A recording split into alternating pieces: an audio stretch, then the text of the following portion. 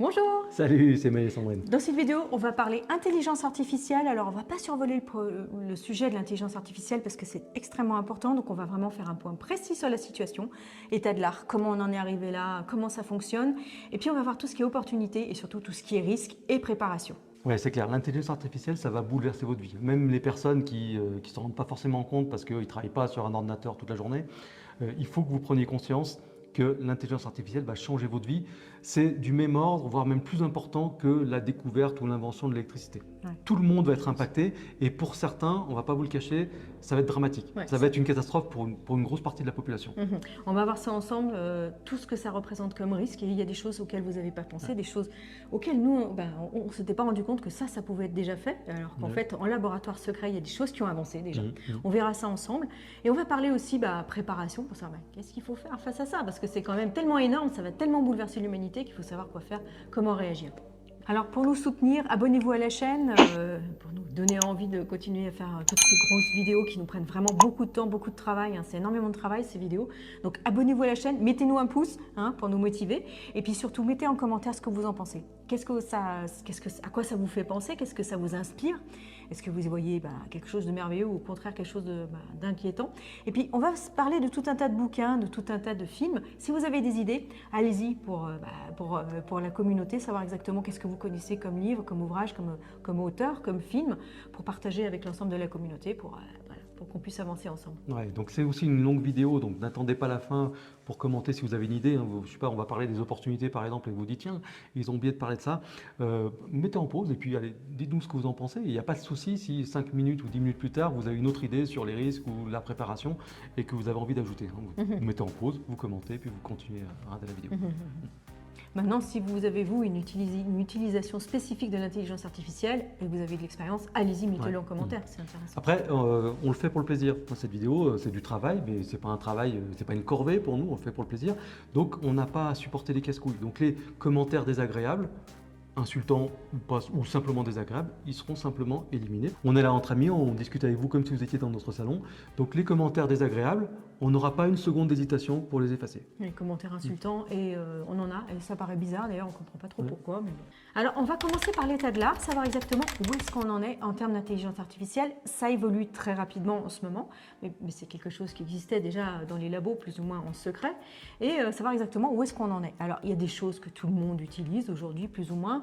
On a tellement entendu parler de certaines choses que forcément vous connaissez par exemple Bing, ChatGPT, peut-être que vous connaissez Grok, Midjourney, Dall-E. Bref, tout ça, ce sont un petit peu les géants dont tout le monde a entendu parler, que ce soit pour générer du texte, pour par exemple, pour rédiger une lettre ou pour corriger un texte. Typiquement, nous, on va faire corriger nos textes en espagnol pour voir si on ne fait pas trop des erreurs de langue, si on ne fait pas trop de la traduction français-espagnol. Si vous avez par exemple des corrections grammaticales à faire, corrections orthographiques, même fabriquer des petites illustrations. Il y a des sites comme par exemple GameFace où vous avez des hubs, donc vous avez tout un tas de petites intelligences artificielles qui peuvent vous aider à faire des illustrations. Ce genre de choses, ça existe déjà. Aujourd'hui, c'est accessible au grand public. Il y a encore des choses qui sont gratuites que vous pouvez tester. On vous incite à aller essayer tout ça. Ouais, vraiment, si vous ne l'avez pas encore fait, donc on va aller très rapidement sur cette partie-là parce que le but, c'est pas de faire une vidéo sur ChatGPT ou sur Bard ou Midjourney, etc. Ça, c'est un travail qu'il faut que vous fassiez vous-même. Donc, si vous ne l'avez pas encore fait, si vous n'avez pas encore testé ChatGPT, faites-le. C'est super important. Quel que soit votre métier, connectez-vous, créez un compte, posez des questions pour voir comment ça se comporte. Essayez aussi d'aller, je ne sais pas, fabriquer une image avec Stable Diffusion ou si vous voulez dépenser quelques dollars sur Midjourney. Et puis, on y reviendra dans d'autres vidéos, mais faites vos recherches parce que, quel que soit votre métier, ça va être transformé. Il y a des choses qui aujourd'hui vous permettent d'aller beaucoup plus vite dans votre métier. Alors, par exemple, les étudiants, c'est pas un métier, mais bon, étudiants quand même, ils ont du boulot, ils ont des exercices, ils ont des devoirs à faire à la maison. Mais vous allez voir, si vous avez des enfants de l'école primaire jusqu'à la fac, ils utilisent aujourd'hui les intelligences artificielles pour les aider, que ce soit pour faire une illustration, que ce soit pour faire un diaporama, ou même pour répondre à des questions, ou même pour faire des exposés, des rédactions, ce genre de choses, ou même des plans de dissertation. Alors, il ne faut pas qu'ils fassent du copier-coller bêtement, parce que sinon, eux ne progresseront plus. Alors, ils font progresser l'intelligence artificielle, mais eux, quelque part, ils régressent. Donc, dites-leur de ne pas faire ça, parce qu'en plus, leurs profs, ils vont s'affiner. Et puis, au bout d'un moment, ils vont se dire, toutes ces copies, elles se ressemblent plus ou moins. Ça, c'est de l'intelligence artificielle. Non, il faut qu'ils s'en servent pour s'aider, pour progresser, pour aller plus loin, mais pas qu'ils transforment leur travail en du copier-coller, c'est sûr. Ouais. En gros, tous les métiers vraiment qui se passent sur un ordinateur, dans un premier temps, vont être fortement impactés. Après, les autres aussi vont être impactés parce qu'il ne faut pas se leurrer. C'est une surprise, c'est vrai que la robotisation, ça fait longtemps qu'on en parle. L'intelligence artificielle, ça fait aussi très très longtemps, mais depuis un an, voilà, c'est l'explosion. Donc, on se rend compte maintenant finalement que ça va être une grosse partie des cerveaux qui vont être remplacés avant une grosse partie des bras et des jambes. C'est ça. Faut pas s'inquiéter à ce niveau-là.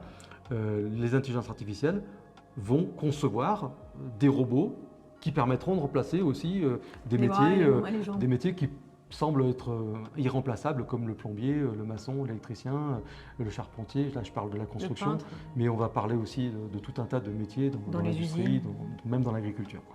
Donc ça, on va y venir. Et ça va être l'intelligence artificielle qui va le permettre. Mais là, tout de suite aujourd'hui, ça y est, c'est fait. L'intelligence artificielle peut remplacer des enseignants, peut remplacer des docteurs, peut remplacer des avocats, peut remplacer des thérapeutes, on va y venir, peut conduire des voitures, peut conduire des camions, peut piloter des drones avec des systèmes de prise de décision. J'ai failli dire automatisé, mais non, pas automatisé, intelligent. Par exemple, il existe un site, alors c'est Caractère AI, où alors c'est surtout les ados qui y vont. Après, si vous voulez y aller, il y a des choses qui peuvent vous intéresser. Il y a par exemple un personnage, c'est Einstein, vous pouvez avoir Edgar Allan Poe, vous pouvez avoir un thérapeute, un psychologue ou une psychologue. Des personnes qui sont en fait des caractères, c'est-à-dire qui sont des personnages quasiment vivants et qui vont discuter avec vous. Alors certains vont être inspirés d'une personne réelle. Par exemple, vous avez Elon Musk. Le site s'est inspiré de lui avec sa façon de répondre, sa façon de parler, etc. Et puis son mental avec ses répliques de type, sa façon de raisonner. Et vous pouvez discuter avec ce genre de personnage. Donc ça s'appelle Caractère AI. Et là-dedans, il y a déjà des thérapeutes. C'est-à-dire qu'il y a des gens, ils vont déjà plus chez le psy. Ils vont sur ce site-là. Il y a des jeunes qui regardent des séries, des jeunes, alors des ados, qui regardent par exemple des séries à la télé, leurs séries animées ou même des séries n'importe sur Netflix ou autre, et leur personnage préféré meurt. Et au lieu de se lamenter, ils vont vite sur ce site-là, ils vont discuter avec leur personnage en disant machin et tout, t'as fait ça dans tel épisode, etc. Voilà. Aujourd'hui, il y a pas mal de thérapeutes qui n'ont plus de boulot. Pourquoi? Parce que les gars, il faut faire ça à la place. Ouais, c'est important. Là, on a parlé de thérapeutes, mais c'est pareil pour le coaching. Et il y a même ce qu'on appelle les fiancés virtuels. Alors, vous avez déjà parlé dans une précédente vidéo d'une fille qui était influenceuse et qui avait créé son double numérique. Là, ça va même au-delà. C'est-à-dire que sur ce site-là, c'est un parmi d'autres sites qui font ce genre de choses, il y a des personnages, soit des personnages inspirés du réel, comme on l'a dit, soit des personnages complètement fictifs qui vont en fait devenir l'amoureux ou l'amoureuse des jeunes ou des moins jeunes. Ils n'ont même plus besoin d'aller dans la vie réelle pour pouvoir discuter et pouvoir se raconter des trucs coquins, parce qu'en fait, ils ont un fiancé ou une fiancée virtuelle qui va leur raconter des trucs coquins à l'oreille sur leur ordinateur. Ouais, donc aujourd'hui, c'est souvent par chat. Maintenant, la technologie est là pour en parler à l'oral, c'est-à-dire qu'on parle et on entend la réponse. Donc ça peut être comme des conversations téléphoniques. Puis aussi, la technologie est déjà là pour avoir le visage qui va parler, piloté avec la voix, avec les mimiques, les expressions des yeux, etc. Ça existe déjà. C'est-à-dire que, ok, on a compris, il n'y a pas de relation sexuelle avec une intelligence artificielle. Aujourd'hui, si vous allez voir la vidéo précédente qu'on a fait sur la réalité virtuelle, vous allez voir que c'est possible aussi. La réalité virtuelle va aussi se connecter avec l'intelligence artificielle et il y aura des relations sexuelles avec les IA. C'est écrit, c'est aujourd'hui une certitude. Donc, on va vous présenter un petit camembert qui présente à quoi servent globalement aujourd'hui les intelligences artificielles. Comment elles sont utilisées par le grand public? Majoritairement par la population. Massivement. Ouais. Donc là, on voit que la première utilisation de l'intelligence artificielle, c'est les assistants personnels généralistes. Donc, alors, c'est 70%, enfin 69 et quelques pourcents. Alors, qu'est-ce que vous connaissez comme personnel, comme assistant général? Vous connaissez ChatGPT, par exemple. C'est un des plus connus. ChatGPT, Bard et plein d'autres qui sont en fait des surcouches, c'est-à-dire que des fois, vous croyez que vous n'utilisez pas un de ces géants-là, parce qu'en fait, vous avez traité avec une entreprise qui vous a proposé un service spécialisé, parce que vous êtes docteur, avocat, j'en sais rien, ingénieur, spécialiste en mécanique des frottements, n'importe quoi, programmeur. Et en fait, vous travaillez avec une entreprise qui va interroger un de ces géants pour, en fait, qui s'est intercalé entre vous et eux pour prendre un petit billet au passage. Mais vous êtes quand même en train de travailler avec un de ces géants-là qui met à disposition de cette petite entreprise toutes ses capacités de calcul et son intelligence artificielle. Qu'est-ce que fait une intelligence artificielle quand elle joue le rôle d'un assistant généraliste?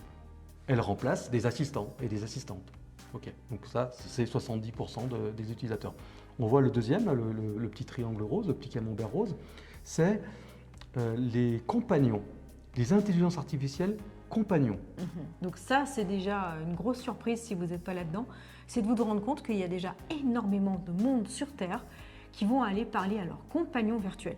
Ça peut paraître estomacant, mais oui, c'est la deuxième utilisation au niveau mondial des intelligences artificielles. Ouais. Donc c'est ce qu'on a dit. Ce sont majoritairement quand même des jeunes qui vont être majoritairement sur leur téléphone, mais pas seulement, parce que les intelligences artificielles sont quand même plus utilisées aujourd'hui sur ordinateur et qui vont parler à leur petit chéri ou à leur petite chérie sur Alors moi, ça me fait penser à deux choses. Ça me fait penser, vous voyez, ce mème, on va le retrouver, on va vous le mettre à l'écran, où on voit une séquence, une sorte de bande dessinée, où il y a un garçon qui est couché sur son lit avec son téléphone, et puis de l'autre côté, dans sa chambre, mais dans une autre maison, la fille qui répond aussi sur son téléphone.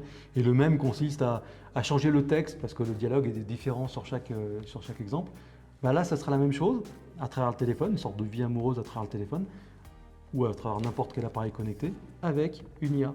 Ensuite, la troisième utilisation, c'est celle qu'on connaît quand même bien. Enfin, nous, en tout cas, on aime bien celle-ci. C'est 10% à peu près. C'est la génération de contenu. Donc, c'est par exemple, vous allez faire une illustration, vous allez faire une petite vidéo, ce genre de choses. Ouais. Donc là aussi, alors qu'est-ce que ça fait quoi? On passe sur les détails après derrière. C'est des applications ultra minoritaires qui sont quand même importantes, parce qu'on va parler de pilotage de robots, on va parler de conduire des voitures, on va parler de piloter des missiles intercontinentaux, des choses comme ça. Ça peut quand même avoir un impact sur votre vie. Mais là, rien qu'en restant à ce niveau-là, on est déjà à plus de 80%. Qu'est-ce que ça fait? Ça remplace des gens. Ça remplace des gens. Aujourd'hui, les designers, ils ont quand même du souci à se faire parce que nous, ça nous est arrivé déjà de commander des illustrations à des designers. Ça coûte de l'argent, ça prend du temps, il y a des interactions avec des gens qui ont peut-être une culture différente et puis des fois… Ils ne comprennent pas vraiment ce qu'on veut. Ouais, ils ne comprennent pas ce qu'on veut et puis si on parle avec des gens qui sont dans un autre pays ou sur un autre continent parce que c'est moins cher, c'est encore un autre monde, c'est pas cher mais on n'arrive pas à s'entendre. Et puis quand ça fait 10 fois… on n'arrive pas à se comprendre. On n'arrive pas à se comprendre. On demande un dragon et nous on pense à un dragon genre Harry Potter et puis ils vous sortent un dragon chinois et c'est pas du tout l'image que vous aviez en tête. Et ils ne comprennent pas de quoi vous parlez. C'est ça. Donc les designers aujourd'hui… Et puis en plus, quand ça fait 10 fois que vous avez une interaction pour faire la correction, tout le monde commence à être énervé, quoi. Donc on laisse tomber. On laisse tomber. Aujourd'hui, si vous allez voir une IA, vous pouvez lui demander 200 fois de changer, de s'adapter, il n'y a aucun souci. Et ce n'est pas des jours à chaque fois, c'est des secondes. C'est ça. En tout cas, avec Midjourney, par exemple. Nous, on utilise Midjourney et ça va très vite. Ouais. Donc, vous voyez, ça remplace des designers, ça remplace des rédacteurs, ça remplace des assistants, ça remplace limite des compagnons virtuels, ça remplace des thérapeutes, ça remplace des gens. L'intelligence artificielle, ça remplace des gens. Qu'est-ce qu'ils vont devenir ces gens? Alors, pour vous donner un exemple précis et même physique, on va vous montrer un cube et vous laisse deviner ce que c'est, ce cube. Vous allez pouvoir rentrer dedans, il fait 2,5 mètres par 2,5 mètres. Et imaginez qu'est-ce que c'est qu'il y a dedans. C'est un cube médical. Alors l'entreprise qui a fait ça, il s'appelle Forward, ça veut dire avant, c'est en avant, c'est le monde de demain on va dire.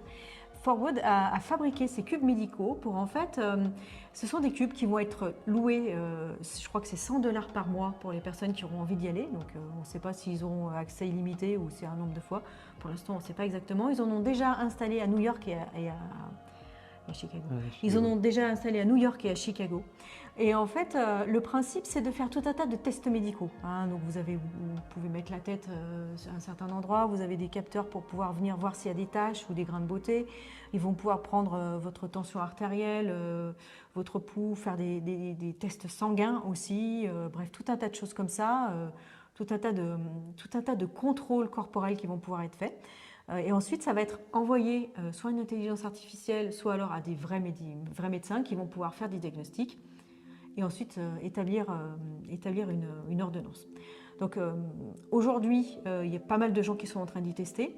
Nous, on a pas mal de retours, notamment de personnes qui sont en France, qui nous disent on n'arrive pas à avoir de rendez-vous médicaux, on n'arrive pas à avoir nos tests, nos machins, etc.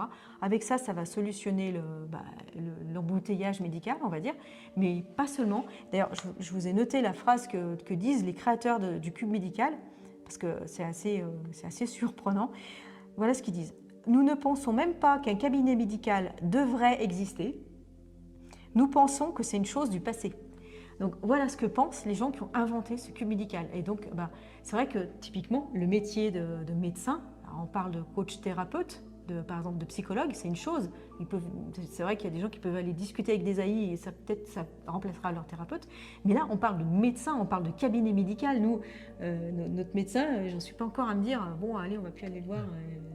Alors après, bon, il y a probablement des médecins qui sont en train de regarder cette vidéo, on les voit d'ici, ils sont en train de faire des bonds comme ça, en se disant ouais mais ça remplacera jamais l'oreille et l'œil d'un médecin, ses années d'études, etc.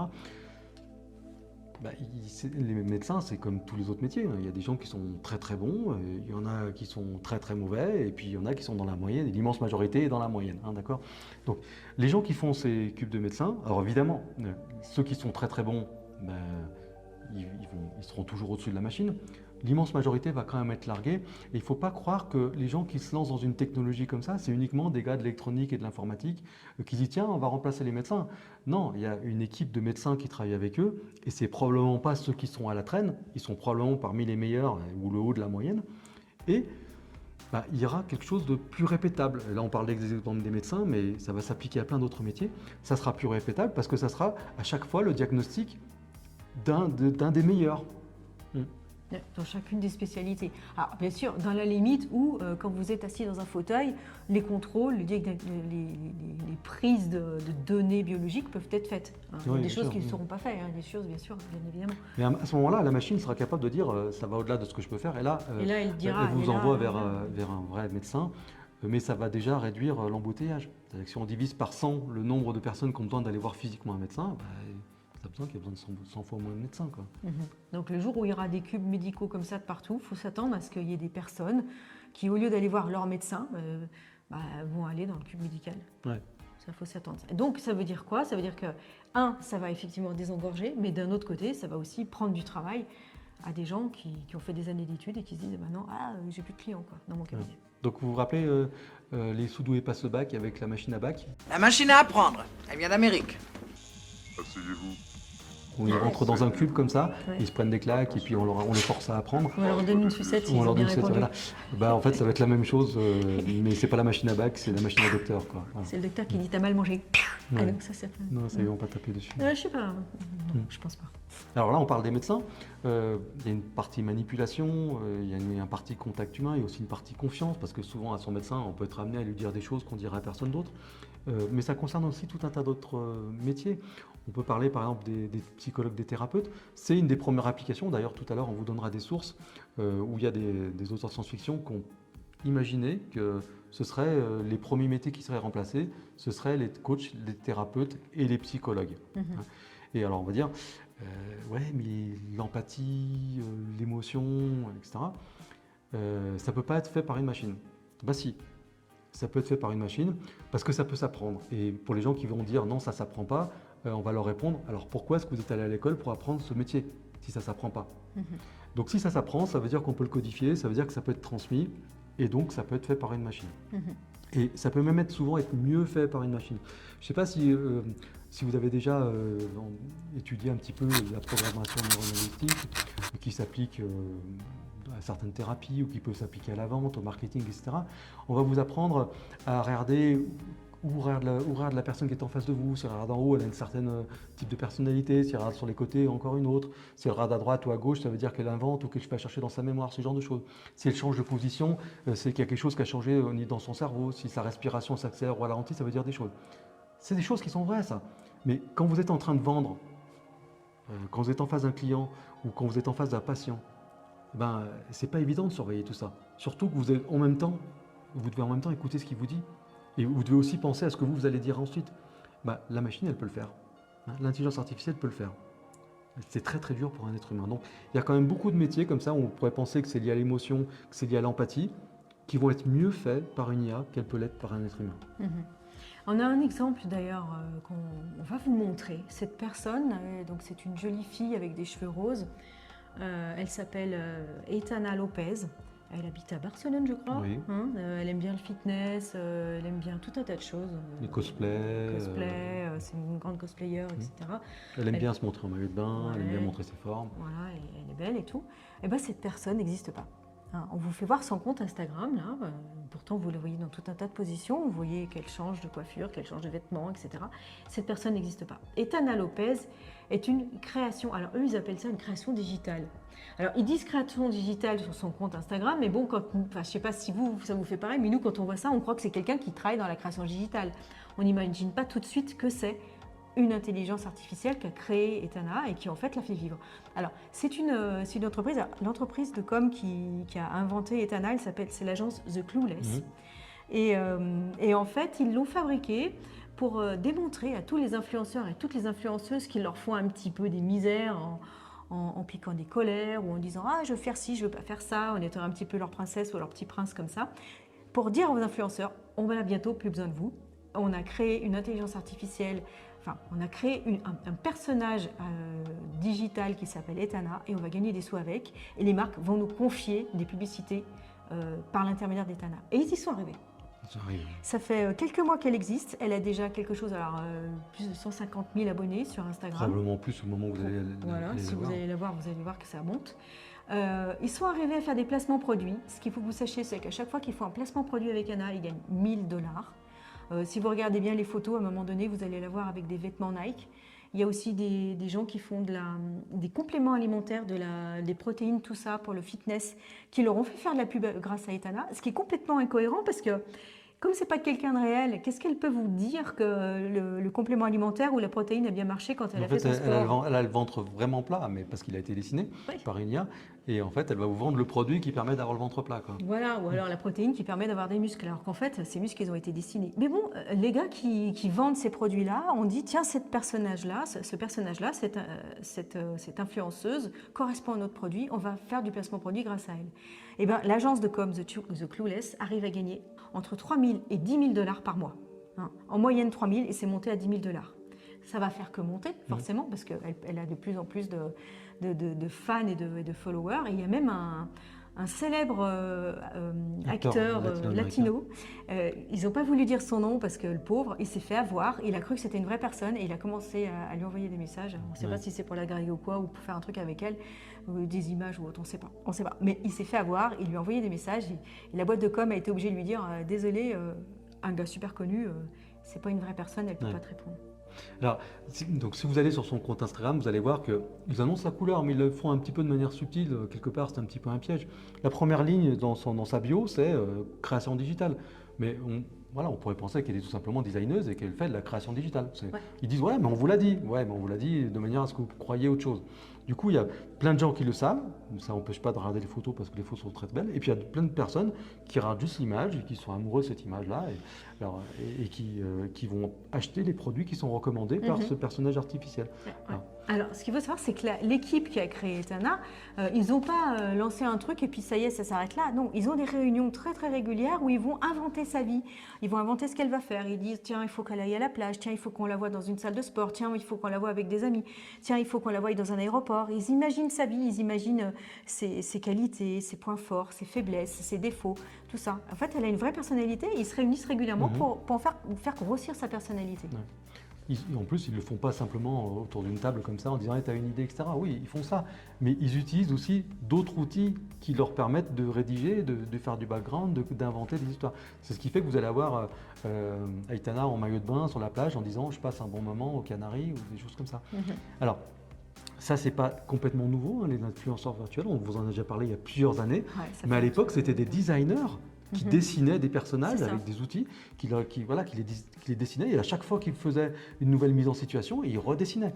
Là, non, ils appuient sur un bouton, ils envoient un prompt à l'intelligence artificielle et ils sortent l'image instantanément. Et on dit qu'ils gagnent 4 000 balles par mois, mais avec elle, ça vient de démarrer, rien ne les empêche d'en faire 10, 20, 100, 200 Mhm. et d'avoir un influenceur virtuel pour chaque niche. Pour le skate, pour les t-shirts de Ils sont en marque. train d'en créer une autre. Ouais, ils d'ailleurs. sont en train de faire plein. Et ils ont des marques même qui les ont contactés. Parce qu'en fait, il y a des marques qui se sont dit, oh là, mais attends, Etana, elle est vachement bien, elle marche bien et tout. On veut notre intelligence artificielle, on veut notre influenceur virtuel, notre représentante de marque que vous allez nous créer. Un homme, une femme, un jeune, un vieux, un bébé, n'importe. Et c'est eux qui vont les créer. Sur eux, ils sont les premiers, mais il y en a plein qui vont se mettre sur le marché. Qu'est-ce que ça signifie? Ça signifie qu'il y avait tout un tas de jeunes ou moins jeunes influenceurs qui gagnaient leur vie en faisant des promotions de produits, qui vont se retrouver sur le carreau parce qu'il y a des intelligences artificielles. Alors, ils disent ouais, ils font pas de caprice, elle fait pas de caprice, Etana, elle prend moins cher et puis elle travaille à volonté et elle fait les photos qu'on lui demande. Ouais. Il paraît même qu'elle aurait un compte sur OnlyFans OnlyFans, ouais. où elle ferait voir Bon, des choses on qu'elle sait fait pas si c'est pour voir. On ne sait rigoler pas qu'ils si l'ont c'est dit. vrai ou pas, mais ils Mais l'ont dit. voilà, ils le disent.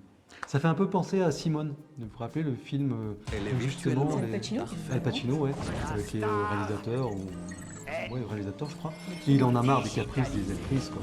Et il dit, je vais en créer une, je vais créer un hologramme, Je dirais toute la vérité. une fausse actrice qui fera ce qu'on veut pour le prix qu'on veut et puis qui arrêtera de nous faire des caprices. Les caprices de star. Voilà, parce qu'elle n'a pas le bon champagne de la bonne marque sur le plateau, ce genre de choses. C'est la même chose. Alors, ce qu'il faut comprendre là, c'est que là on parle d'une agence de com. On ne sait pas si cette agence de com, c'était une petite agence qui démarre et qui se fait connaître avec ça, On ne les connaît pas pareil. ou si c'est une grosse agence de com qui a l'habitude de faire des grosses campagnes. Par contre, ce qu'on sait, c'est que ils ont eu cette idée qui est excellente. Elle a été reprise et aujourd'hui, si vous cherchez sur YouTube ou sur des blogs comment faire une influenceuse virtuelle, vous allez avoir des centaines ou des milliers de youtubeurs qui vous expliquent comment le faire avec des outils gratuits ou payants. Aujourd'hui encore, les outils payants sont supérieurs aux outils gratuits. Si vous allez sur Midjourney, ça coûte 10 balles. 10 dollars. 10 dollars par mois. Avec 10 dollars, vous pouvez faire 200 générations dans le mois. Après, Stable Diffusion est gratuit, c'est un peu moins bien. Mais Ça dépend. Ça faut- dépend ce ouais. qu'on- Dès qu'on montre des visages, ça Ouais, marche moins bien. des, quoi. des commandes des visages sont un petit peu monstrueux et puis les mains, ils ont un nombre de doigts bizarre. Mais vous allez avoir plein de youtubeurs qui vous expliquent comment faire gratuitement des influenceurs virtuels. Après, c'est à vous de voir comment est-ce que vous allez pouvoir la mettre en avant, quoi. Ensuite, on voulait vous donner un autre exemple. Alors là, c'est un exemple qui donne un coup de pied dans la fourmilière des physiciens. On se sent concerné parce que là, il y a une intelligence artificielle qui s'appelle Gnome qui vient. Alors, je vous ai écrit les chiffres parce qu'ils sont énormes. On dit que Gnome nous a fait faire 800 ans de progrès dans les progrès scientifiques de la création de nouveaux matériaux. En physique des matériaux, on a fait un bond de 800 ans. Voilà, Gnome nous a fait faire un bond de 800 ans. Ça veut dire que par rapport, je ne sais pas si c'est par rapport aux 50 dernières années, Ouais. ce qu'on a créé, on a créé 800 ans de plus derrière. C'est comme si on était projeté dans le En futur. gros, ça veut dire, voilà, on considère qu'il y a une grosse accélération au cours du XXe siècle. Si on prend les 50 dernières années, et ben là, en un an, on a fait 16 fois plus. On a progressé 16 fois plus que sur les 50 dernières années. C'est énorme. Alors, qu'est-ce qu'il a fait, Gnome? Il a inventé 2,2 millions de nouveaux matériaux. C'est énorme. L'humain ne peut pas faire ça, quoi. Et sur les 2,2 millions, ils se sont rendus compte qu'on en avait 380 000 qui étaient stables. Donc stable, ça veut dire qu'ils restent, je sais pas comment Ils ne vont pas se expliquer ça. désagréger, ils ne vont Voilà, pas disparaître, ils ne vont pas se disparaissent. détruire d'eux-mêmes, quoi. Et sur les 180 000, il y en a 736 qui sont en train d'être synthétisés. Et pourquoi? Parce qu'on s'est rendu compte que ces 736 pouvaient être intéressants pour l'humain, pouvaient être intéressants pour faire des choses qu'on ne pensait pas possibles. Et c'est en fait là où c'est encore plus intéressant, c'est qu'à Berkeley, par exemple, on a un labo dans lequel on a des intelligences artificielles qui vont piloter des bras robots, qui vont piloter des robots comme on en mettait nous dans les usines, mais pilotés par intelligence artificielle pour les synthétiser, ces 736 nouveaux matériaux, et les tester et voir ce qu'on peut en faire. Et aujourd'hui, on se rend compte qu'on en a déjà pas mal qui vont pouvoir être utilisés pour faire de l'énergie, pour être utilisés dans les vaisseaux spatiaux, mais dans les voitures, dans les ordinateurs, dans la vie de tous les jours, dans des casseroles, n'importe, dans plein de choses. Tout ce que vous pouvez imaginer, il y a tout un tas dans des tissus, ce genre de choses, des nouveaux vêtements, il y a tout un tas de nouveaux matériaux qui vont demain être utilisés dans des choses de tous les jours ou dans des choses un peu plus compliquées comme un vaisseau spatial, mais qui ont été inventés par nous, par une intelligence artificielle. Et on a fait un bond dans l'histoire grâce à ça. C'est-à-dire que quand on pense aux matériaux, c'est vrai qu'à la base, on va penser à quelque chose de solide, quelque chose de dur. Donc on va penser à des plastiques, des matériaux super légers, des résines, pour la construction des objets, etc. Pour des Mais- batteries. Voilà, pour des batteries. Mais oui, c'est ça, c'est que ça va aller dans l'énergie. Donc des matériaux qui vont être capables de stocker l'énergie, de ne pas avoir de perte. Ou des matériaux qui vont peut-être être utilisés dans des panneaux solaires pour obtenir un rendement supérieur. Ou dans des aimants, ou dans des lubrifiants, ou dans des... Bref, les matériaux, c'est au sens large. Mhm. Hein, c'est pas seulement du plastique ultra léger, super résistant. C'est tout un tas de choses que vous utilisez tous les jours. Hein, un vêtement comme ça qui va se nettoyer tout seul, par exemple. Et donc là, il y a 736 matériaux qui sont en train d'être testés. Et peut-être que demain, on utilisera le pétrole que pour faire des plastiques parce qu'on n'aura plus besoin du pétrole pour l'énergie. Pourquoi? Parce qu'on est en train de travailler sur ces matériaux-là et que demain, vous aurez peut-être des écrans de télévision qui seront tout fins en plastique et vous allez les scotcher contre le mur et puis hop, vous allez avoir l'image. Parce qu'on a trouvé des matériaux qui sont capables de faire ça. Une un autre exemple d'intelligence artificielle qui est utilisé par les étudiants, notamment pour les mathématiques. Tu te rappelles comment ça s'appelle? Bon, bref, les enfants prennent une photo d'une équation avec leur Il y téléphone. a maths dedans, mais je sais Ouais, plus le nom. on peut la retrouver. Ils prennent. On vous le mettra sur on le mettra, on l'écrira. on là. l'écrira On sur fera la ça. vidéo, on va demander à nos enfants comment ça s'appelle. Ils prennent une photo de l'équation et l'intelligence artificielle résout l'équation, leur explique le raisonnement, etc. Pour tracer les fonctions, Bon, les il faut que limites, ce soit trouver les des asymptotes, etc. équations, hein, on va dire standards, hein, Oui. c'est pas des trucs très compliqués, mais bon voilà, il y a des choses un Oui, peu ça les standards. amène au bac. Hein, ouais. Ouais, je pense que ça doit amener au bac. Peut-être pas maths experte, mais bac standard maths. Voilà, donc pour les personnes qui prennent, je sais pas, un exemple comme ChatGPT, qui n'est pas fait pour faire des maths, aujourd'hui en tout cas. Non, il est nul en maths. Il est nul en maths, ok. On va y revenir, on va en Mais reparler. il y a d'autres systèmes qui sont bons en maths, qui ne vous font pas votre courrier, mais qui savent résoudre des équations jusqu'en terminale. Quoi. Ouais, c'est ça. Alors, comment on en est arrivé là? Il faut savoir parce que voilà, on pense que ça a commencé l'année dernière, le 30 novembre 2022, quand ChatGPT est sorti, parce que voilà, c'est le truc grand public. Oh non, ça a commencé bien avant. On va voir ça ensemble. Ouais. En fait, c'est une succession depuis l'origine, pas l'origine de l'électronique, parce que si on va à leurs origines électroniques, c'était l'électronique à tube, etc. Mais dans les années 40, il y a le transistor qui a été inventé, et ça a ouvert de nouvelles portes. Dès les années 1950, les électroniciens se sont dit, mais on va être capable, très très rapidement, ils étaient même très optimistes à l'époque, de créer un système intelligent. À l'époque, c'était des pionniers quand même. Oui, hein. c'était Il y des avait pionniers. Alan Turing et Ouais. John McAfee. Mais ils en étaient à faire des portes logiques, des ou, des choses comme ça. Hein. Ils n'en étaient même pas encore à l'informatique, à la programmation. Ça, c'est arrivé plus tard dans les années 60. Et là, dans les années 60, ils ont commencé à développer des langages de programmation. C'est ce qu'on appelle l'ère symbolique ou l'ère de la logique. Et ils ont commencé à faire des langages de programmation qui permettaient de gérer des combinaisons, de faire des équations avec des parenthèses, de factoriser des tâches qu'on allait répéter plusieurs fois, de les mettre dans des fonctions pour les appeler plusieurs fois, etc. Et ils se sont dit, mais on arrive comme ça, en faisant des tests, en organisant les opérations sous forme de séquences, ils se sont dit, quand on arrivera à faire suffisamment de tests et à gérer suffisamment de séquences, il n'y avait pas de support magnétique à l'époque, hein, ils faisaient ça sur des cartes perforées, quand on arrivera à avoir suffisamment de tests et à gérer suffisamment de conditions, on sera capable de faire un système intelligent. Et là, ils se disaient, dans les années 50, 60, 70, ils se disaient, mais on est à quelques années de fabriquer des systèmes intelligents. C'est pour ça qu'il y a eu un gros essor de la science-fiction à cette époque-là. Ouais, les écrivains qui étaient très souvent, les écrivains de science-fiction qui sont très souvent des scientifiques, se sont dit, voilà, il y a des trucs à faire là. Et ils ont inventé plein de choses qu'aujourd'hui on connaît. Hein. Ouais. Ça, c'était l'ère de l'informatique. connaît dans la C'était vraie les vie. débuts de l'informatique. Après, dans les années 80, ils se sont rendus compte que non, en fait, le cerveau humain, l'intelligence, c'était pas seulement des successions d'algorithmes, si je fais ça, si cette condition, alors je fais ça, sinon je fais autre chose. Et puis après avoir fait ça, je vais faire ça. Ils se sont rendus compte que ça suffisait pas à fabriquer un système intelligent. Donc à ce moment-là, il y a eu une grosse déception et il y a des gens qui se sont dit, on n'arrivera jamais à faire des systèmes intelligents. Et puis, il y a une branche à part qui s'est créée, qui a inventé les réseaux de neurones. Là, ils se sont dit, on n'arrivera pas à créer l'intelligence en programmant. Par contre, on peut programmer un système qui, lui, sera capable d'apprendre. C'est l'invention des réseaux de neurones. Alors, qu'est-ce que c'est qu'un réseau de neurones? C'est un programme informatique, oui, mais ce n'est pas lui qui va résoudre les problèmes. C'est un programme informatique auquel on va pouvoir donner des données en entrée, des données en sortie, et on va lui dire, trouve la correspondance. Alors évidemment, ça c'est pas aussi simple que ça. Il y a des rebouclages, ça se fait plusieurs fois, ça se fait par ajustement. Mais ça, en fait, l'idée, c'était de recréer la structure du cerveau. Dans le cerveau, il y a des neurones, il y a des synapses qui relient les neurones entre eux. Connexion. Et l'intelligence, en fait, c'est les connexions entre ces. C'est pour ça qu'on appelle ça l'air connexionniste. Ouais, on appelle ça l'air connexionniste. Et il y a des neurones en entrée qui vont recevoir l'information, des neurones en sortie qui vont la rendre transformée. Et en fait, un réseau de neurones, pour fonctionner, il doit être entraîné. Il doit être entraîné par beaucoup de données, beaucoup d'ensembles, entrée, sortie. On te donne cette entrée, tu dois nous donner cette sortie. Tu n'y arrives pas, on recommence. On te donne cette entrée, tu dois nous donner cette sortie. Et avec beaucoup d'informations comme ça, on arrive à entraîner le système. Et là, ils se sont rendus compte que ça allait marcher. Simplement, dans les années 80, les ordinateurs, ce n'était pas ceux qu'on a aujourd'hui. Ils ont quand même été très très ralentis, à la fois par la capacité de stockage d'informations et à la fois aussi par la puissance de calcul qu'ils avaient à disposition. Mais c'est vraiment à ce moment-là que ça a commencé. Et là, on a une nouvelle vague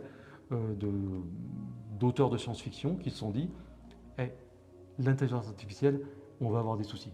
Après, dans les années 2000, 20 ans plus tard, il y a le big data qui est apparu, donc avec la généralisation du web, la collecte généralisée d'informations, qui fait que, on disait que pour faire progresser un réseau de neurones, il faut l'entraîner, et pour l'entraîner, il faut lui donner énormément d'informations. Et avec le big data, donc la collecte massive de données, on a pu, et puis en plus les ordinateurs avaient progressé aussi, la puissance de calcul avait progressé aussi, on a pu entraîner massivement les ordinateurs avec des informations qu'ils n'avaient pas jusqu'à présent, notamment des informations sur vous. Et ensuite, un peu plus tard, dans les années 2000, c'est très très récent, on a eu le deep learning de 2010, dans les années 2010. Il y a le deep learning qui est apparu parce qu'en fait, on avait des ordinateurs qui étaient beaucoup plus puissants que ce qu'on avait même dans les années 2000 ou encore plus bien sûr dans les années 80. Et là, on a pu gérer des réseaux de neurones avec beaucoup plus de neurones, beaucoup plus de couches de neurones. C'est pour ça qu'on parle de deep learning, donc de l'apprentissage profond, parce qu'en fait, ce sont des réseaux de neurones profonds, avec beaucoup plus de neurones par couche et beaucoup plus de couches. Et là, en fait, la conséquence, c'est ce qu'on a aujourd'hui, des intelligences qui sont comparables à celles de l'homme. En fait, cette forme d'intelligence doit certainement vous faire penser à quelque chose. Quand tu dis « je te fais voir quelque chose et tu dois me donner une réponse », c'est un petit peu comme un enfant. Quand vous prenez un bébé et un enfant qui commence à comprendre les choses, à voir les choses et à les analyser, vous lui faites voir une voiture et au bout d'un moment, il va comprendre que c'est une voiture. Et quand il y a un certain nombre de jouets dans le parc et que vous lui dites maintenant « fais-moi voir la voiture », il va être capable de vous faire voir la voiture. En fait, c'est un petit peu ça qu'on est en train de faire avec les réseaux de neurones. C'est même ça qu'on est en train de faire avec les réseaux de neurones. On est arrivé à ce niveau d'intelligence. Ouais. Alors aujourd'hui, on arrive à un niveau d'intelligence qui fait que ça peut être utilisé par le grand public. Mais déjà, dans les années 2000, il y avait déjà des gens qui les utilisaient. Dans les années 2010, il y avait déjà des entreprises qui utilisaient les IA. Il y en avait déjà dans les banques qui permettaient de faire des arbitrages, par exemple, pour acheter et vendre sur les marchés financiers.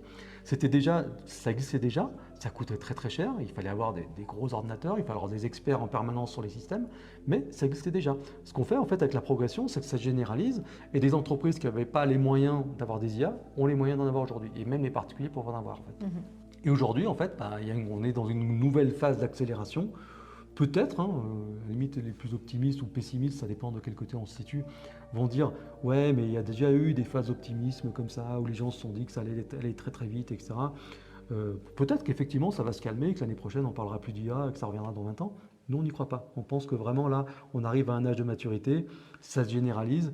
On n'a pas encore ce qu'on appelle l'AGI, donc l'intelligence artificielle généralisée, qui serait capable, une intelligence, de remplacer à peu près tous les êtres humains. On n'y est pas encore, mais quand même, on peut faire beaucoup de choses avec une IA.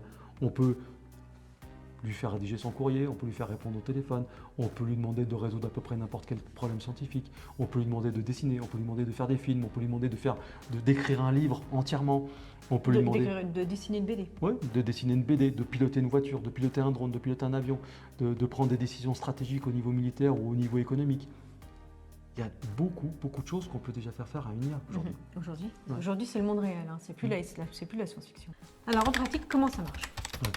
Ce qu'il faut vraiment prendre conscience, c'est qu'une intelligence artificielle, ce n'est pas un programme informatique. C'est très différent. Au début, c'était un programme informatique. On y reviendra quand on vous expliquera les tests d'intelligence. Au début, c'était des programmes informatiques. Aujourd'hui, on a dépassé ça. Ouais, c'est ça. C'est qu'en fait, l'intelligence artificielle repose sur un programme informatique. Mais le programme informatique, ce n'est pas l'intelligence artificielle. Il y a une vraie différence. On parlait d'un programme informatique, où il y a encore plus avec un programme de robot ou un programme d'automate, qui finalement fait toujours la même chose, fait des séquences. Voilà, un automate, il va toujours faire pareil. Après, l'informatique va avoir plus de possibilités, avec plus de combinaisons logiques, va s'adapter aux différentes situations, à condition que les différentes situations aient été envisagées au moment de la programmation. Ça a été prévu et donc la machine sait ce qu'elle doit faire en fonction de la situation qui a été prévue. Ouais. Autrement, L'IA, c'est complètement différent. On dit qu'on a créé un cerveau. À l'origine, ce cerveau, il ne sait rien, il est bête. Hein, c'est un ensemble de neurones. Apparemment, les puristes vont nous dire qu'on a oublié plein de choses, mais vraiment, on simplifie à la base. Un cerveau, c'est des lignes de neurones ou des plans de neurones superposés les uns par rapport aux autres, avec en entrée des neurones qui vont capter l'information. L'information qu'ils vont capter, ça peut être une image, ça peut être un texte que vous allez rentrer, ou alors ça peut être des grandeurs physiques ou des cours de bourse ou n'importe quoi, qui vont se propager de couche en couche via des liaisons synaptiques qui au début sont complètement aléatoires et donner un résultat au final. Et je dis au début ils sont complètement aléatoires parce qu'au cours de l'apprentissage, ces liaisons synaptiques vont être adaptées jusqu'à obtenir le résultat voulu. C'est-à-dire que il apprend tout seul. Quand vous montrez une image de voiture à un enfant et que vous lui dites « ça c'est une voiture », vous ne savez pas ce qui se passe dans sa tête. Pour autant, quand vous allez lui montrer 10 images de voiture, à la fin, vous allez pouvoir lui montrer une autre voiture différente, il va dire « ça c'est une voiture ». C'est la même chose qu'on fait avec un réseau de neurones. On lui donne des données en entrée, on lui dit « tu dois me dire ça ». On lui donne une autre donnée du même type, là tu dois me dire ça. Et ça, un grand nombre de fois. On parle de dizaines, de centaines, de millions de tests de ce type-là. Et ça, c'est l'ensemble de données d'apprentissage. Et quand on considère qu'on lui a suffisamment appris de choses, on va le questionner. Comme on fait à l'école avec un enfant, il a eu son cours, il a appris, il a ingurgité des données. Ce n'est pas forcément la même quantité de données, la même complexité pour tous les enfants. Il y en a qui vont apprendre plus vite que d'autres. C'est pareil pour une IA. Parce qu'il aura plus ou moins de neurones. Et il y a des parents qui auront appris des choses plus ou moins variées, et donc l'enfant saura plus ou moins de choses. Ouais, et puis les données auront été présentées, auraient été peut-être mieux choisies, mieux présentées. Bref, le résultat, c'est qu'à un moment donné, on considère qu'on a donné suffisamment de données d'apprentissage au cerveau, c'est-à-dire suffisamment d'entrées et de sorties qui se correspondent, et on va le tester. Nous, on a testé notre petite intelligence... pas maison, mais bon, bref, c'est Yama 2. Ouais. On lui a demandé de faire, c'était Des crêpes. Ouais. Et en fait, il fallait... là, si vous voulez parler à une intelligence un peu crétine, c'était une bonne démonstration. Parce que justement, elle n'avait pas été assez entraînée. Et donc, il fallait les crêpes, il fallait découper des morceaux de pâte en petits morceaux, puis les mettre au four et les faire griller, et les étaler dans un plat. Et ça faisait une pizza. Et ça faisait une pizza. Ça, c'était pour faire des crêpes. Alors vraiment, le truc, j'ai rien compris. Au début, en fait, l'IA, elle est complètement stupide. Mais c'est à vous, c'est pas à vous de l'entraîner, parce qu'on verra que c'est aux gens qui les entraînent de faire en sorte qu'elles deviennent intelligentes. C'est comme si vous demandiez à un bébé d'1 an comment on fait des crêpes. Le gamin, il va dire qu'est-ce qu'il me demande. Ouais. Et puis il va vous sortir un truc complètement farfelu. C'est pareil. Mais après, avec une IA, comme avec un enfant, quand vous estimez que vous lui avez donné suffisamment d'informations, vous allez le questionner, en fait, vous allez l'interroger. Et s'il répond juste, c'est qu'il a compris. Et là, en fait, c'est lâcher prise. On va lui soumettre des informations, on va lui soumettre des entrées pour qu'il nous donne des sorties, sans qu'on ait de contrôle dessus. C'est comme dans une entreprise, quand c'est vous qui faites quelque chose, vous savez ce que vous faites. À un moment donné, vous allez embaucher quelqu'un, vous allez lui déléguer une mission, il va la faire, peut-être bien, peut-être pas bien, mais il va falloir que vous lâchiez prise parce que vous n'êtes plus derrière. Quand c'est un programme informatique qui le fait, vous êtes derrière parce qu'en fait, il ne fera rien qui n'a pas été envisagé. Mais une IA, elle est faite, elle est prévue pour réagir à des conditions qui n'auront pas été présentées, auxquelles elle n'aura jamais été soumise. Elle est censée être intelligente. Elle est censée prendre des initiatives. C'est son mode de fonctionnement. Et réagir à des conditions, à des situations qu'elle n'a jamais rencontrées. C'est lâcher prise. Et c'est là qu'on imagine qu'elle peut, à un moment donné, prendre des mauvaises décisions. Ça, par exemple, on peut parler d'un livre, si vous voulez avoir une idée de ça. C'est 2001 au lycée de l'espace. Alors, Arthur Charles Clarke, il avait pensé à ça. Hein. Vous avez peut-être déjà lu le bouquin ou alors vous avez vu le film. C'est une vieille édition. C'est Carl. Hein. Carl, c'est l'intelligence artificielle du vaisseau. Et on lui a... Je ne sais pas si on vous fait du spoil par rapport au bouquin, si vous ne l'avez pas encore vu ou si vous n'avez pas lu ou si vous n'avez pas vu le film. Mais bon, à un moment donné, l'intelligence artificielle, on lui avait dit ça doit être mené à terme. Et donc, il prend des décisions. Il va jusqu'à tuer les humains qui sont dans le vaisseau parce qu'il se dit mais il faut faire ça. Donc, même si je devais protéger l'humain, l'autre chose que je devais faire est plus importante. Donc, en fait, il exécute les gens. Donc, voilà. Parce qu'en fait, l'intelligence artificielle, si elle est vraiment intelligente, si elle n'est pas biaisée par un environnement culturel ou ce genre de choses, elle va arriver à des conclusions logiques. Et là, on va dire des choses qui peuvent choquer, parce que l'intelligence artificielle peut choquer. Si on lui demandait d'analyser les faits divers dans la société, dans le pays dans lequel vous vivez, et qu'on lui demandait comment On va chercher les données de la police, ouais. chercher les données de la criminalité, des choses comme ça, et elle arrivera à des conclusions qui seraient logiques, qui correspondent à la réalité, mais qui sont des opinions interdites, que vous ne pouvez pas dire, que vous ne verrez jamais dans les journaux. Et ça, c'est comme ça qu'en fait, on peut arriver, et on y reviendra plus tard, à avoir des gouvernements qui auraient envie de brider les IA. Parce qu'en fait, elles arriveraient à des conclusions impartiales, indiscutables, mais interdites. Alors là, on a parlé, on a dit que pour l'entraînement des intelligences artificielles, il fallait fournir beaucoup de données. On ne l'a pas dit, mais c'est sous-entendu, il y a beaucoup de traitements informatiques, beaucoup de calculs. Ce qui fait que... C'est pas un petit ordinateur personnel. On ne peut pas le faire, sauf pour des toutes petites intelligences artificielles, vraiment qui seraient très limitées, un domaine vraiment limité. On n'a pas la possibilité en tant que particulier ou en tant que petite entreprise d'entraîner des intelligences artificielles. C'est fait par des entreprises qui ont une grosse puissance de traitement. Par contre, on peut l'utiliser parce qu'en fait, il y a une grosse asymétrie dans l'intelligence artificielle entre le fait de l'entraîner, à la limite même la création de l'IA. Le programme, c'est un programme très léger. Si vous téléchargez des intelligences artificielles, vous allez vous rendre compte que le cerveau, le réseau de neurones, c'est tout petit, c'est un tout petit programme. Par contre, les données d'entraînement, c'est un fichier énorme. Et l'adaptation, en fait, l'entraînement, ça demande énormément de ressources. Il n'y a que des grosses entreprises qui peuvent le faire ou des gros laboratoires. Par contre, une fois que l'entraînement est fait, en fait, vous pouvez récupérer l'ensemble et le faire tourner sur votre PC. Et en fait, cette asymétrie, il y a un côté sympa, c'est que effectivement, on peut tous télécharger une IA et la faire tourner sur son PC. Encore aujourd'hui. Encore aujourd'hui. D'ailleurs, c'est peut-être pas bête de le faire, parce que peut-être que demain, ça sera interdit. Par contre, on n'a pas la possibilité de la fabriquer. On n'a pas la possibilité de l'entraîner. Voilà, en tout cas, à grande échelle. Donc, il y a cet aspect qui fait qu'on aura difficilement notre propre intelligence qu'on aura entraînée pour nous aider vraiment, nous, dans notre cas particulier, quoi.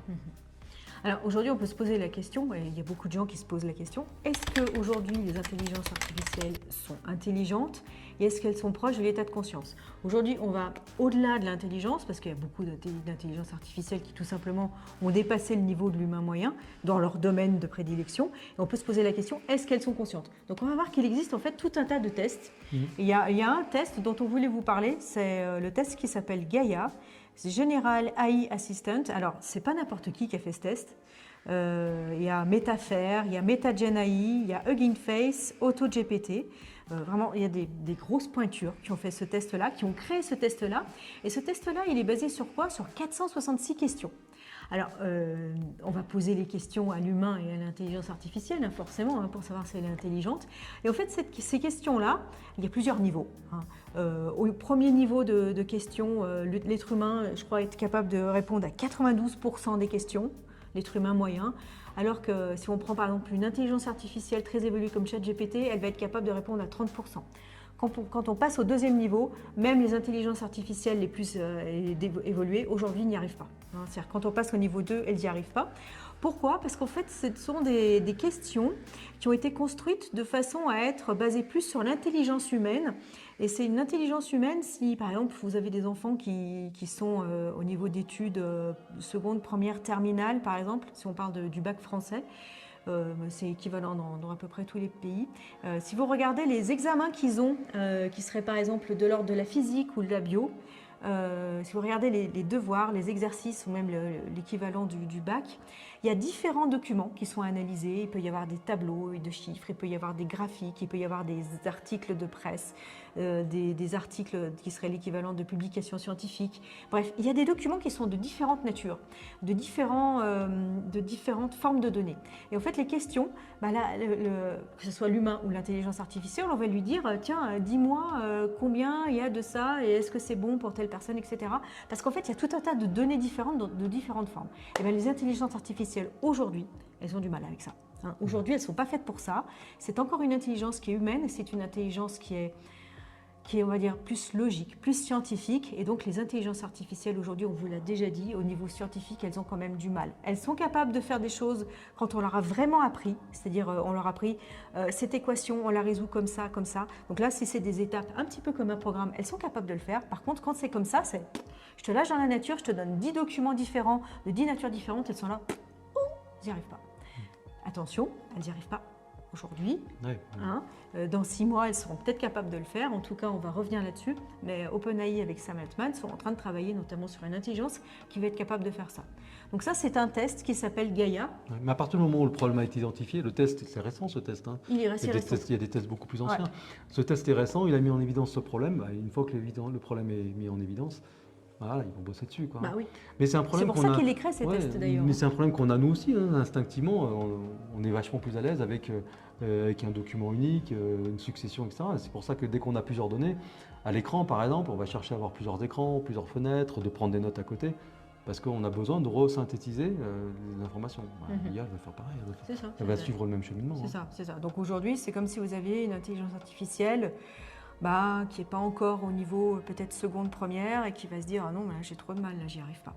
Mais par contre, l'intelligence des logiciels et des intelligences artificielles, c'est quelque chose sur lequel on est en train de réfléchir depuis longtemps. D'ailleurs, tu avais parlé d'Alan Turing. Et dès la fin de la Seconde Guerre mondiale, Alan Turing s'est dit il faut qu'on ait un moyen, justement, de savoir si tous ces programmes, toutes ces intelligences, à l'époque, ce n'était pas encore des réseaux de neurones, mais ces intelligences artificielles-là sont vraiment intelligentes. Et c'est dès les années 1947 qu'Alan Turing a fait des tests, en fait. Alors, les premiers tests, je crois que c'est 1950. En 1950, il a fait des tests où il mettait des personnes dans des pièces différentes. Et en fait, il y avait un homme, une femme, et puis une personne qui interrogeait. Et en fait, il posait des questions. La personne qui interrogeait posait des questions et il ne savait pas s'il avait affaire à un homme ou une femme, puisqu'il ne les voyait pas. Et en fait, le but, c'était par exemple, de dire à l'homme, tu vas te faire passer pour une femme, et la personne qui t'interroge doit penser que tu es une femme. Et à l'époque, l'humain posait des questions, il ne savait pas trop s'il avait affaire à un homme ou une femme, et après, on remplaçait l'humain, homme, par une machine. Et on disait la même chose à la machine, fais-toi passer pour une femme. Alors au début, 1950, ça a marché. Hein, c'est-à-dire que le questionneur se disait, ah bah ouais, en fait, je dois être femme face à une femme. 1952, la machine, on lui disait, tu essayes de te faire passer pour un humain. Sauf que il fallait qu'ils disent, par exemple, fais-moi une multiplication 3957,2 multiplié par 1953,67. En fait, la machine était capable de le faire comme ça, parce que si vous demandez ça à une calculatrice, ça fait bien longtemps qu'elle est capable de le faire. Et donc l'intelligence artificielle, on lui a appris, il faut que tu dises, oh là, attendez, je ne suis pas si bon que ça en calcul mental. Et petit à petit, les intelligences artificielles ont été capables de se faire passer pour des humains. Et elles arrivaient à berner en fait des personnes qui étaient là et qui disaient, est-ce que je suis face à quoi, une machine ou un humain? Et elles y arrivaient.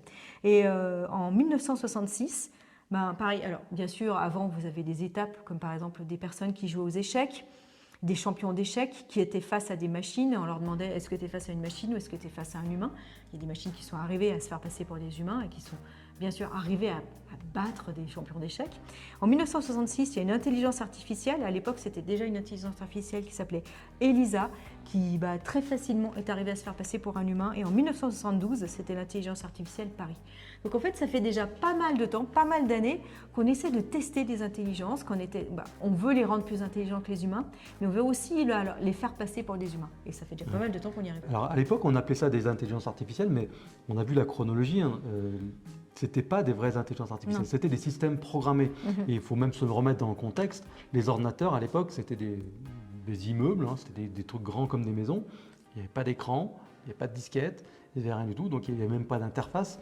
Donc on obligeait l'opérateur à communiquer comme la machine le ferait, parce que la machine, elle n'était pas capable de communiquer comme le ferait naturellement l'opérateur. Oui, c'est-à-dire qu'elle ne pouvait pas lui parler et la machine n'était pas capable encore de comprendre l'oral de l'humain. En 1983, par exemple, John Bardan a sorti le film War Games. On vous incite à aller le voir. War Games, allez le voir. Il n'est pas très facile à trouver, je peux essayer de vous trouver un lien peut-être vers des DVD. Le film War Games, on voit que déjà dans les années 1980, pour communiquer avec ces intelligences artificielles-là, il fallait utiliser un clavier. Ouais. Et là, les exemples qu'on a pris précédemment, c'était 20 ans plus tôt. Donc c'était encore un autre monde. 20, 30 ans plus tôt. Ouais, 20, 30 ans plus tôt.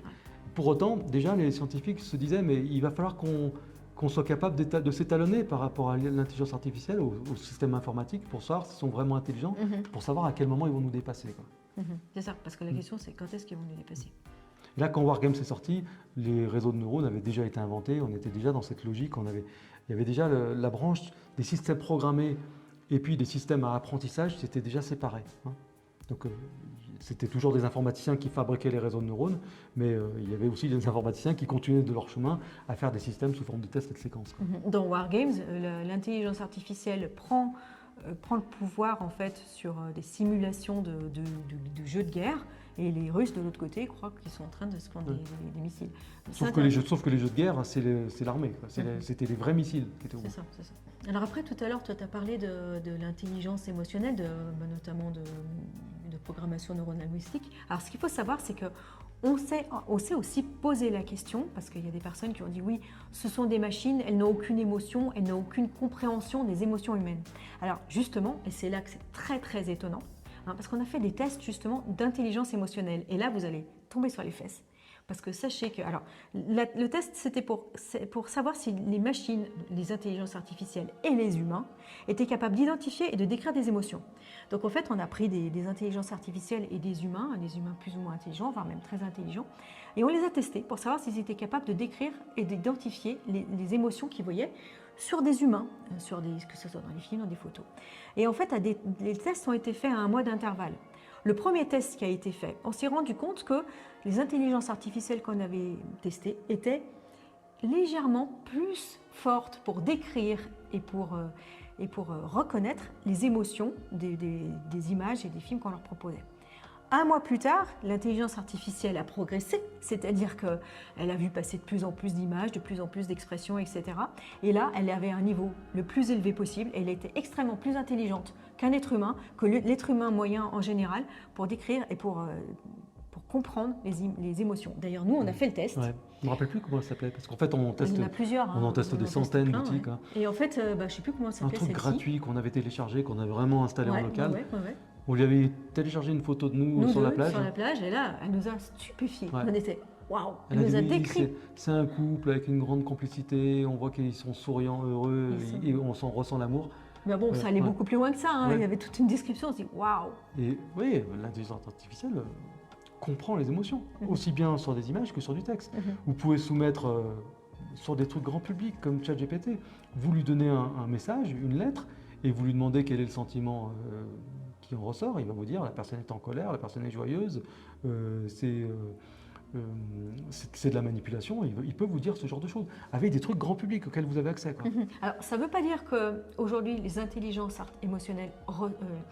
Ça ne veut pas dire que les intelligences artificielles ressentent des émotions ou sont conscientes. On n'en est pas encore là. Par contre, elles sont capables, parce qu'on les a entraînées, parce que c'est quelque chose qu'on peut expliquer. Hein, décrire une émotion, se rendre compte sur une photo de quelle est l'émotion qui est dans le visage, c'est quelque chose qu'on peut expliquer à une machine, qu'on peut expliquer à un enfant, puisqu'en fait on en est même aujourd'hui arrivé à expliquer les émotions qu'il y a sur le visage d'un chat, par exemple. Donc vous imaginez, pour un humain, c'est encore beaucoup plus que le décrire que sur un chat. Donc du coup, une intelligence artificielle, on est capable de l'entraîner et donc elle va être capable de le faire mieux qu'un humain. À partir du moment où on est capable de lui expliquer, elle le fera mieux qu'un humain. Et c'est là où on en est aujourd'hui. Ça ne veut pas dire qu'elle ressent des émotions, on n'en est pas là. Et aujourd'hui, on pense qu'elles ne sont pas encore sentientes, qu'elles ne sont pas encore conscientes. On pense, mais on n'en est pas sûr. Pas sûr. Tout à l'heure, on vous citera quand on verra les différents niveaux d'entrée au niveau de l'intelligence artificielle. Les scientifiques qui créent les structures de neurones, qui créent les procédures d'apprentissage, procédures d'apprentissage, on ne va pas rentrer dans la technique, mais les gens qui vont définir les fonctions de perte qui permettent d'ajuster les liaisons synaptiques entre les différents entre les différents neurones, ils constatent qu'il y a des capacités émergentes qui apparaissent. C'est-à-dire que tout à l'heure, on disait, on prenait l'exemple d'un enfant, on lui montre une voiture, ça c'est une voiture, c'est une voiture, ça c'est un vélo, ça c'est un chat, etc. Et en fait, on ne lui montre pas tout dans le monde, mais pour autant, son cerveau se structure et il y a d'autres capacités qui émergent. Et bien en fait, on constate aujourd'hui, et ce n'est pas des bricoleurs qui le disent, je vais vous citer un bouquin, on y reviendra tout à l'heure, qui fait aujourd'hui c'est la référence en français. C'est une sorte de bible. C'est vraiment du haut niveau, hein. Franchement. C'est la Bible. C'est pour ceux qui veulent rentrer tout en haut du réseau, enfin de l'intelligence artificielle, qui veulent faire de la recherche, ça reprend du début. Lui, il explique cette histoire d'apparition de capacités émergentes. C'est-à-dire qu'en fait, ils construisent un réseau de neurones pour résoudre un problème mathématique ou ce genre de choses. Et au fur et à mesure de l'entraînement, il y a des capacités qui n'étaient pas prévues qui apparaissent. C'est ça. En fait, il y a par exemple une intelligence qui s'appelle l'intelligence compositionnelle. Avant, les experts disaient ça, c'est typiquement humain. Alors, c'est difficile à expliquer. Pour vous expliquer ça de façon très simple, vous avez un enfant, vous allez lui expliquer qu'est-ce que c'est que sauter. Voilà, il va comprendre que quand il fait ça, ça veut dire sauter. Vous allez lui expliquer qu'est-ce que c'est de marcher en rond. Et ben, hop, il va dire, ah ben ça c'est marcher en rond. Puis après, vous allez lui dire, ça c'est marcher à reculons. Ça c'est, ah d'accord, quand je fais ça, je marche à reculons. Et maintenant, vous allez lui dire, maintenant tu vas sauter en tournant à reculons. Et l'enfant il va être capable de le faire. L'intelligence compositionnelle, c'est un petit peu ça, bon, c'est vraiment vulgarisé. Et en fait, les intelligences artificielles n'étaient pas capables de le faire avant. C'était quelque chose de trop compliqué pour elles. Aujourd'hui, cette intelligence est en train d'apparaître, d'émerger. C'est-à-dire que c'était quelque chose de purement humain, de purement vraiment de compliqué. Ça paraît simple, mais c'est compliqué. Et aujourd'hui, les intelligences artificielles sont en train de le faire. Donc en fait, elles sont en train de progresser au même titre qu'un enfant humain. Et ça va même plus loin que ça, c'est-à-dire qu'il y a même la notion, en intelligence artificielle, on appelle ça du surentraînement. Pour un enfant, on va appeler ça le par cœur. C'est qu'à un moment donné, si on fait trop répéter la même chose, les mêmes données d'entraînement à un enfant, bon, en fait, il ne réfléchit plus, il apprend par cœur. Ça peut paraître contre-intuitif, il y a des personnes qui vont dire non, mais en plus on a de données, plus on apprend. Non, à un moment donné, on a trop appris et on devient bête et on répète. C'est ça. Et en fait, il y a la même chose sur l'intelligence artificielle. C'est-à-dire que quand on lui donne, si une intelligence artificielle a besoin de 200 couples entrées-sorties pour apprendre un sujet, il ne faut pas croire que parce qu'on va lui en donner 2000, il va mieux l'apprendre. Au contraire, il va faire abstraction de la construction du lien logique entre l'entrée et la sortie et il va apprendre du par cœur. Et du coup, il va devenir bête. Il y a vraiment cette similitude qui va jusqu'au bout avec l'humain. Ouais, c'est ça. Alors d'ailleurs, si vous connaissez, c'est marrant parce qu'on en a parlé avec une personne ce week-end qui au fait pensait que l'intelligence artificielle c'était uniquement ChatGPT 4. Et en fait, il ne savait pas qu'il y avait plein de choses qui existaient, il ne savait pas d'où venait ChatGPT, qui c'est qui avait créé. Et pour lui, l'intelligence artificielle, c'était ChatGPT 4. Il y a beaucoup d'autres choses, comme vous l'avez dit dans cette vidéo, mais ce qu'il faut savoir, c'est que ChatGPT, c'est vrai que c'est quand même quelque chose d'énorme. Et le 30 novembre 2022, on peut dire que c'est la naissance de ChatGPT, puisqu'en fait, ChatGPT a été découvert, enfin, on l'a... Dévoilé, voilà, c'est ça. Le mot, c'est dévoilé au grand public. Et donc, le 30 novembre 2023, ChatGPT a eu un an. D'ailleurs, si vous y avez pensé, vous lui avez peut-être souhaité son anniversaire. Nous, on l'a fait. Nous, on l'a fait et ça lui a fait vachement plaisir, c'est marrant. Et en fait, ce qu'il faut savoir, c'est que c'était une histoire qui avait commencé beaucoup plus tôt. Ça avait commencé 8 ans plus tôt. Et je crois que l'entreprise a été créée en décembre 2015, pour vous dire. Et le lancement de la production a commencé qu'en 2018. C'est-à-dire en 2018, les experts ont commencé à travailler sur cette intelligence artificielle qui aujourd'hui est la plus connue du grand public, ChatGPT. Et la plus généraliste aussi. La plus généraliste, mais sachez que il n'y a pas que ça, on insiste beaucoup dans cette vidéo, il n'y a pas que ça. Mais à l'époque, c'était pas mal parce qu'il y a eu une équipe de gars, il y en avait qui étaient connus, d'autres moins. Il y avait Sam Altman, qui est aujourd'hui le patron d'OpenAI. Avec, on ne revient pas sur les épisodes, ce qui s'est passé récemment. On y reviendra peut-être à un autre moment. Greg Brockman, il y avait Ilya Sutskever, Wojciech, je ne sais pas comment ça se dit, Zaremba et John Schulman et un autre, je ne sais pas si vous le connaissez, c'est un gars pas très connu, il s'appelle Musk, Elon Musk. Je ne sais pas comment ça se prononce. Non, allez, c'est Elon Musk. Voilà, faut savoir qu'Elon Musk aussi, il faisait partie des gars qui avaient dit tiens, pourquoi on ne travaillerait pas là-dessus.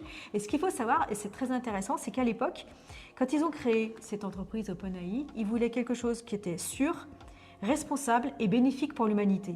Et aujourd'hui, c'est vrai que ChatGPT et OpenAI, ils ont la volonté que ça soit open source. On y reviendra peut-être pour vous expliquer ce que ça veut dire. Et c'est vrai que c'est quelque chose qui est aujourd'hui que tout le monde peut tester, tout le monde peut faire. Alors qu'en fait, il y a plein de laboratoires qui travaillent en secret, qui font des intelligences artificielles en secret, qui font des choses énormes, que vous ne savez même pas que vous les utilisez ou qui sont utilisées à vos dépens. Ou qui vous utilisent. Ou qui vous utilisent et qui sont aujourd'hui, qui sont énormes aujourd'hui. Ouais.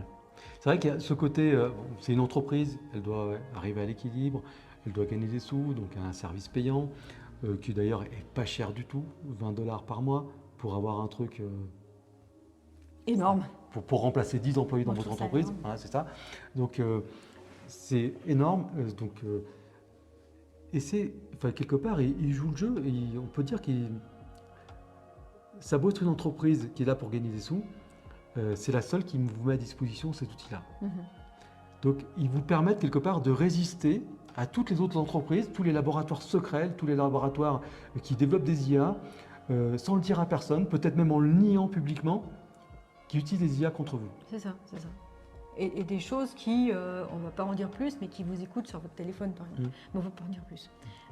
Alors ces outils sont tellement énormes, hein, on vous a parlé de tout un tas d'outils différents, mais quelles sont les opportunités? Comment est-ce que vous pouvez en tirer profit? Parce que c'est quand même intéressant de savoir qu'il y a plein de gens qui vont faire beaucoup d'argent avec ça. Ouais, mais à tous les niveaux, hein, des gens qui sont voilà, des méga tronches, des gens qui vont rentrer tout en haut de la pyramide. Alors on pourrait l'inverser parce que souvent le bas niveau, c'est les experts et puis le haut niveau, c'est les utilisateurs. Mais là, on va dire que c'est, bon, en termes de complexité, le haut niveau.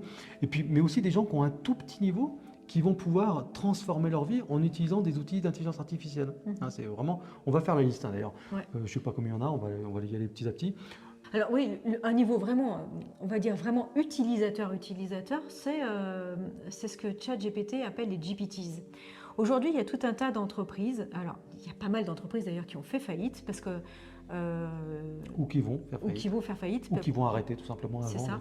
Pourquoi? Parce que tu en avais parlé, c'est des sortes de couches supplémentaires qui viennent se mettre sur les IA existantes, notamment si on parle de ChatGPT, puisque c'est celle qui est la plus connue.